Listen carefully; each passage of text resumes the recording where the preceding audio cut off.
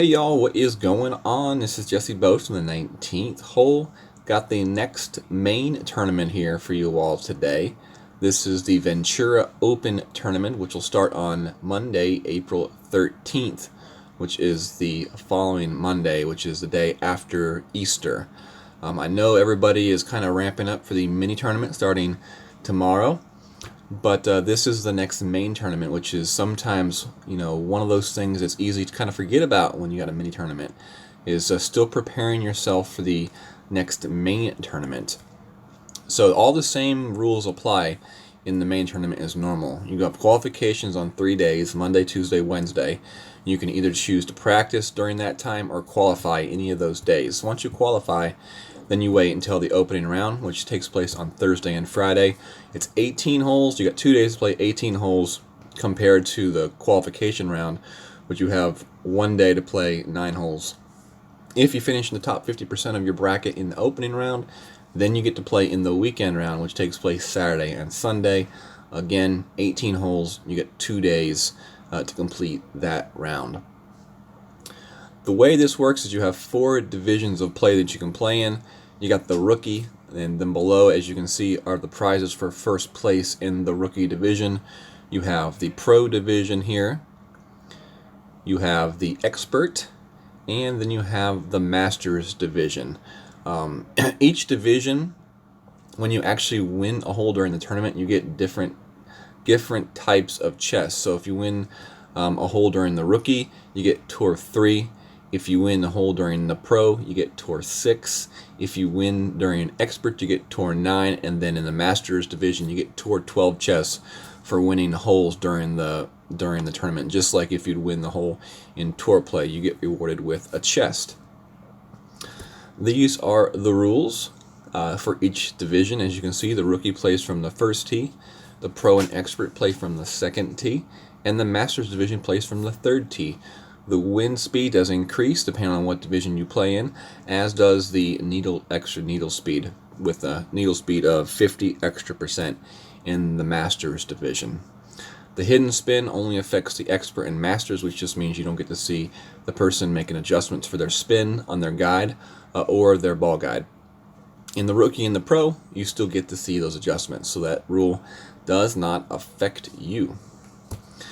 This is the course, all Santa Ventura holes, and we're going to go through these holes 1 through 9 here quickly. I'm going to talk about general routes to play the holes, and then we'll talk about the elevations, and I'll also try to kind of give you a roundup of what courses and what tournaments these holes have been played on recently. So we'll be right back in just a second, and we'll start on the quick recap. Alright, before we go into talking about the holes, just wanted to quickly mention that if you want to practice these holes, you can practice them in tours 2 and 7. So tours 2 and 7. That is where you can practice these tours if you find time to practice between playing the miniature tournament and your Easter weekend. Alright. So, here we go. Hole number 1 here is our first hole. And this is a par 4. This hole has not been used many times. One of the last times it was seen was in the Hollywood tournament. This is a par 4, as I mentioned. And depending on the kind of wind we get for this tournament, we're really going to kind of predict the way we can play this hole. So if we're getting kind of like tailwind, in like from toward T2 and up, you can definitely try to go for the green. You do have to contend with these bunkers here, and this bunker behind the hole. But, if you could get some sort of a power curl shot off here, it is definitely a possibility to hit and then bounce over those bunkers and put yourself either on the green or around the green for a shot. That's definitely a possibility with like a good tailwind. Of course, that would be needed. You would need to have good balls and good clubs, so that would be more of a possibly pro, expert, or master's level type shot. So if you are Just playing it the regular way.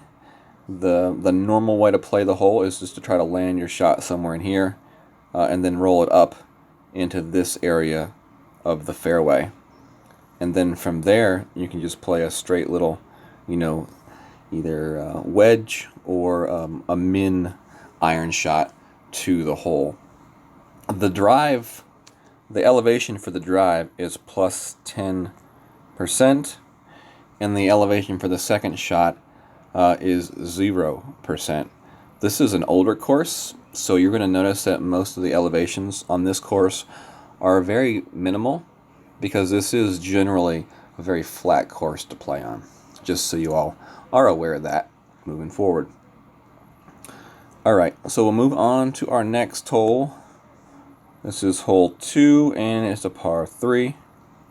This is another hole that, being on Tour 2, whenever you start a new account, you play these holes and you see this hole. So if you're playing it from the rookies or the pro or whatever, you're playing plus 10% for your elevation. So 10% is going to be your elevation for this hole. In the rookie division, you can play a shot here with your long iron, and then when you're going to use kind of like the left side of this green to kind of roll the ball back down to the hole. The green kind of slopes from left to right, so playing that slope is going to be the best way to drop that shot. Now, if you're playing from the second tee, you're most likely going to be playing more of a wood shot to the hole with backspin. So that's either going to leave you going with your sniper or your guardian, are going to be the two clubs that you use for that shot. And it's more of a straight-on shot to the hole, and then just trying to kind of figure out maybe a slight offset with a certain like side wind, or how to play that headwind or tailwind shot to the hole. It definitely will be a really good situation to use some sort of like a wind ball, like either a Kingmaker, Wind 4, or Wind 5 ball for sure. I'm just going to go ahead and guess there's going to be a lot of Wind 5 balls here on this hole in the Expert. But 10% is definitely the elevation for this hole. This hole was played more recently in the Tropic Kings tournament. So if you want to go back to the Tropic Kings tournament and watch streamer content from that tournament, you will see this hole played. And I want to say I used a guardian and a sniper both on this hole at different times during that tournament, personally. Alright, moving on. Hole number 3. We got our first par 5 here. We're playing this one with 10% elevation off the tee box. And this is a hole where you either can play a straight shot up here to try to get it over into this zone right here. And you can play it that way from either of those two tees. Or you could try to play some sort of a power curl shot here on this hole, where you're going to land it somewhere in this zone right here. You'll hit, and then you want your ball to shoot off that direction. So that's definitely an option as well on this hole, depending on how you want to play your shot. If you can get your shot, up into this zone right here, which more than likely would be something you would see from the second tee, then you're looking at a long iron shot to the hole. For the rookies, from either this zone right here or this area right here, in that case you're looking at a wood shot to the hole. So it's 10% on the drive and 0% for the second shot. Now, I wouldn't be surprised with a tailwind that you may want to play it like at a 5 or a 10% adjustment with that tailwind, which will kind of help factor in that extra push from the wind, and maybe with that little bit of that extended ball guide as well. But the normal elevations are plus 10% and 0% for this hole. This one was played in the Hollywood tournament, the Labor Day tournament, and also the Gridiron tournament. So this has been a hole that has been used multiple times in the different tournaments.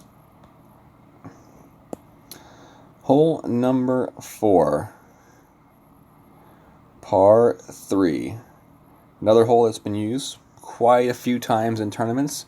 Hollywood tournament, Football Fever tournament, the Voyager tournament, and the Gridiron tournament. So this hole has been used quite a few times in different tournaments. Plus 10% for the tee shot. If you're playing from the first tee, you're playing a long iron shot here, or possibly off either one of these slopes on the left or the right. I would say the straight on approach over the bunker is going to give you the best chance at the ace on this hole, but the other ways are also possible. And from the second tee, you're looking at the same types of shot. The shot from the middle will either be a long iron or a wood shot, and then your shots from each side are going to be long iron shots. And it really just depends on the type of wind that we get that will determine the type of club that we're going to use on this hole from that second tee. But from the first tee, it will be a long iron shot. And as I said, plus 10% is the way that you will play this hole. And it's definitely an interesting hole. You definitely want to make sure, if you're playing in the middle, that you do get enough of a little bit of a hump on that bounce to get it over and past this bunker, because you don't want to be in that bunker. For your second shot, trying to save par, this will not be a par hole. This will be a hole that most people get birdie on, and you will see some people drop this ace as well. Next hole is hole number 5. So we got hole 5, and this is a par 5.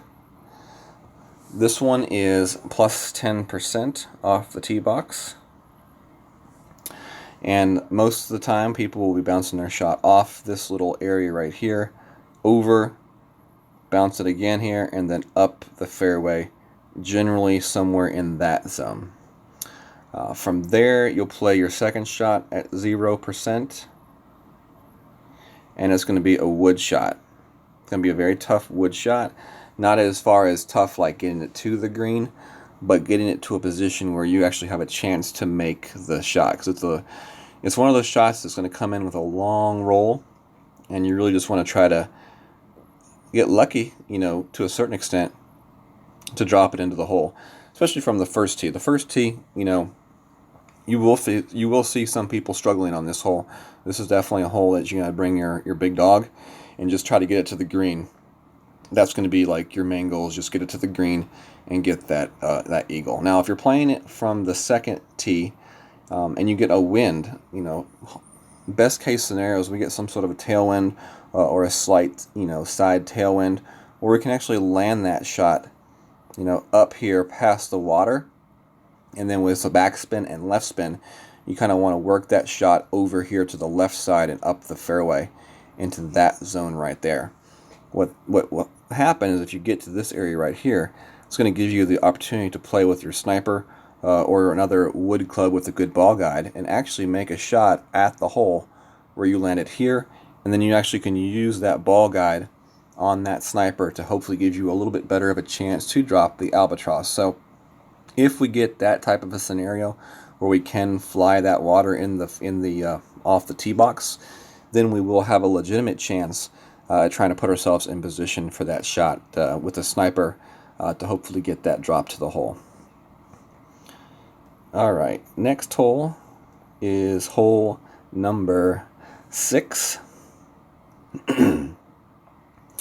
So for that last hole, hole number 5, the Tropic Kings tournament was the most recent tournament that hole was played on.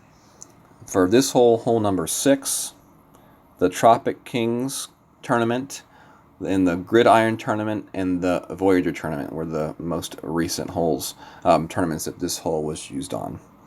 So hole 6 is a par 4, and we'll play plus 10% off the tee box. With a good tailwind, we can try to bounce our shot off this little island here with backspin and right spin. You want to just get over this bunker right here, land it right there on the fringe, and then roll it out onto the green. That is the best case scenario way to play this hole with a perfect wind. I don't think they're going to give us that type of wind. So in the rookie, if you're playing with higher level clubs, it's going to be a pretty easy shot no matter what, in my opinion. If you use good balls and you have good clubs, you're going to be making that shot pretty much with your eyes closed. But from the second tee, with the different type of wind, you could be forced to either make the choice whether or not you want to play an overpower shot and use a good ball, or the other option would be to play it straight down the fairway. And then from there, you would lay it up this fairway here, and you want to try to lay your shot up in this zone right here. Okay? You want to make sure you're past that tree line so that you have a second shot towards the hole. So that second shot to the hole would be 0%. And as I said, the drive is 10%. So you have to make the choice. Are you just going to play the conservative approach up the middle? And then, have that second option, that second shot at the hole? Or you're going to play your shot to the left, a little bit riskier, but definitely much better payoff where you're chipping the shot from the fairway or putting it on the green. The other option on this hole is one that I've never played, but there are people out there that do like to play it this way, is if you can find one of these gaps through these trees, you can play a shot off the fairway here through these trees and hopefully either roll out onto the fairway here next to the green, or you would be sitting right there on the rough edge, just off the edge of the green. So that would definitely be another fairly easy chip, as long as you can hit perfect out of the rough. So that's definitely that would be a third option to play. To me, that's more of the gambler's option, because whenever you're hitting through trees, you always run that risk of hitting a bad bump, or a bad bounce and hitting a tree, and then being behind the tree. So it's a risk versus reward type thing. The safest play is straight to the right. The risky play is to the left, because you have this bunker, which is the risk to get in. Although there is a nice little funnel to the hole out of that bunker, so keep that in mind. The big time gamble, though, is through the trees. I personally would recommend option number 1 over here, if you can play that shot. And then my next option would be over here, option 2. And then option 3 for me would be through the trees. So those would be my recommendations as far as this hole goes. All right, hole number 7 is next. Par 3. A hole that we haven't seen a whole lot of times, the holiday tournament, the Labor Day tournament. So when this hole was used previously. Plus 10% is going to be our adjustment. You're either going to bounce your shot off this island or go for the rough bump. This green does slope severely down past to the hole to the left, so keep that in mind. And from the first tee, you're playing a long iron shot off the island area, and then think of a wood shot off of for the rough bump. From the second tee, you're playing either a long iron based on the wind or a wood off the little fairway, and then you're playing a wood shot for the rough bump. So this is a interesting hole. I think if you have some sort of a side wind that lets you adjust up and down this rough section right here, I'm thinking that the rough bump's going to be the best option. But if you have a headwind or a tailwind, that's definitely going to make the rough bump a little bit more difficult, because then you're either going to be adjusting back up into the green or farther back down into the bunker. So then you're going to have to worry about that change of elevation and either pushing up the shot a little bit or pulling back the shot a little bit. So we'll just have to wait and see what kind of wind we do get for the shot. Hole number 8? Yeah, hole number 8. And hole 8 and hole 9, 2 tough holes to end this course on, I must say. This hole 8 is a par 4, but it plays so much more like a par 5, in my opinion. Plus 5% is the elevation off the tee box. You can either play your shot and lay it up here, off the tees, or you could try to play the shot to the right with some sort of a tailwind. And then from there, you use topspin and right spin. And depending on what kind of wind you have, maybe not a whole lot of topspin. But your main goal there is to shoot the ball through this little gap here and up into this zone right here. So for the second shot, we're playing plus 10%. Now for the second shot, you're landing your shot right here at the end of this fairway. So from this spot right here, you're playing a long iron. From the spot back here, you're playing a club like the Cataclysm or the Big Dog, and you're going to use backspin on that shot. The shot, up the fairway a little bit more is going to be the long iron, and they're both touch shots. They're both very tough, because in this area right here, you've got the rough, you got the fairway, you got the bunker, and there's not a whole lot, dividing each one of them. So you don't have a whole lot of room to work with as far as landing that ball on the fringe and then getting enough room to stop the ball before the hole, which makes it a very difficult shot overall. Now you can play the shot also to the left-hand side, which if you have certain types of wind, that may be like a little bit safer. And then from there, you can play a wood shot, where you bounce it here in front of the fairway, backspin and right spin. You can stop the ball onto the green. That's definitely another option to play. And I would play that shot at plus 10 off the tee box, and then plus 10 for the second shot if you played it to the actual left side. If you get a really good tailwind in the expert, then you can possibly go for an overpower shot where you would bounce your ball here, and you would actually bounce it over the water and the rough and then roll up this fairway. I've only seen one tournament where that was really possible, but then it leaves you in a really nice spot for a little short iron shot to the hole, and that's actually going to probably be the best chance at really consistently dialing this one in for the eagle. If you get the wind, first of all, for the shot, and then second of all, if you have the club and the balls available to play the shot. And when I say balls, I mean balls to actually take the shot, and then balls to actually use in the shot. It's a tough shot. It's definitely a butt pucker. All right, our last and final hole is hole number 9, and this is kind of a fun hole. It's a par 5. It's not a par 5 that you see a whole lot of albatrosses on, but it's a par 5 that can really... it can take a stroke away from you at the end of your round if you don't play it perfectly. Meaning you may not get the eagle. So the conservative way to play it is plus 10% off the tee box, which is always going to be used. And then if you want to play it conservatively, you'll be bouncing your shot off here, and then just trying to take your roll up here into that zone. And that shot can generally be played with a driver like the quarterback, the Thor, or the Rock. And that would be the conservative approach to this hole. From there, you're actually going to be playing a slightly uphill shot, so I would say about minus 5%.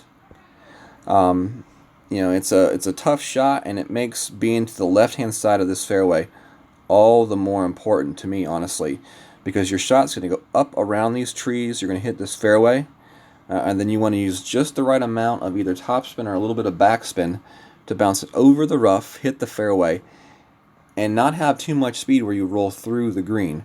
You want that ball to get to the green, and then it does kind of slope back to the hole just ever so slightly on the back edge of that green. So it's a touch shot, and it's a shot that you got to play with just the right amount of curl and just the right amount of spin. Otherwise, you won't hold that green, and it's definitely not a hole where you want to be chipping out of the rough from. This bunker right here is sunk into the ground, so it means the hole is way above that bunker, which makes that save out of that bunker very, very tough. Now, if we get good wind, we can play a power curl shot from the second tee. Now, playing from the second tee, you'll be taking your shot way out here, and you'll be bouncing it somewhere in this zone with the goal of going straight over this rough, either landing in the rough and rolling out, or hitting this fairway and rolling up this fairway somewhere either in this zone right here. From there, then you have either a long iron shot to bounce it, towards the hole. Sorry about that. This pen is just absolutely trash today. To the hole, where you bounce it off this fairway and then over that way. Or if you're far enough up, then you can go for a shot through the trees at the hole. And that would be a shot where you would take your long iron with the best backspin possible and go for the dunk. It would be one of those shots that you go for the dunk attempt. And that's going to be really your best bet at getting the albatross in this hole is the dunk.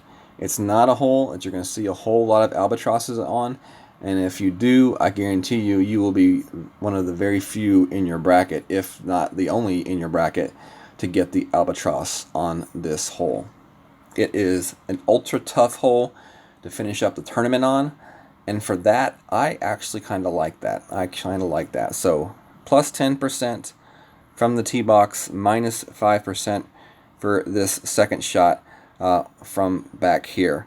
Now, if you're playing your shot from up here in the fairway, then I'm not sure that it would be the minus 5%. It's either going to be the 0% or like plus 10% playing that shot to the hole from there. So anyways, appreciate y'all being here. Hopefully this is kind of just something that can help get you through and kind of refresh you on this course. I know everybody here is going to be playing the weekend mini tournament on Thursday, Friday, and Saturday, but you also got to do your homework and be thinking ahead for the main tournament that starts on Monday. So for the hole 8, Football Fever and Gridiron were tournaments that hole was used on, and then for this last final hole, hole 9, Tropic Kings was the most recent tournament that was used on. It was also used on the Football Fever and the Gridiron tournament. So all of those tournaments, you can go back and watch content from different streamers and see how people played this hole, which is going to be the same way that I just showed you how I would play it. So, all right, y'all, good luck. Remember, Tours 2 and Tour 7 are where you can find these holes to practice. Y'all have a great weekend and have a great Easter weekend, and God bless.